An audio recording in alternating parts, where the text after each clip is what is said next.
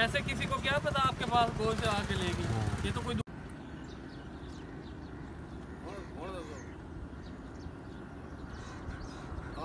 Doctor साहब देखें।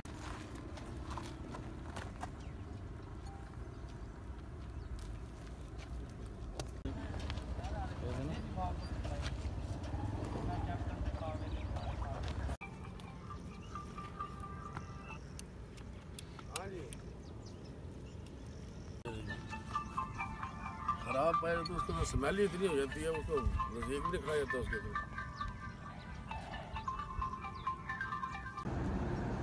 हाँ हाँ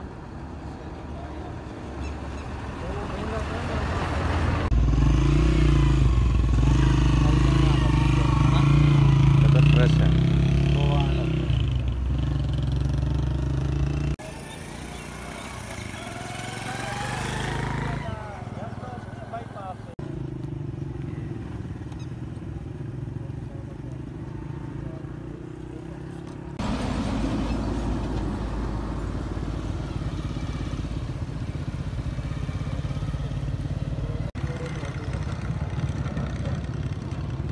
वहाँ पे भी बासी हो गए,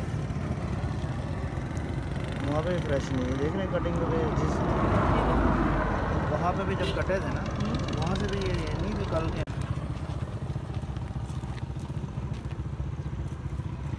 ये बस पड़ी है।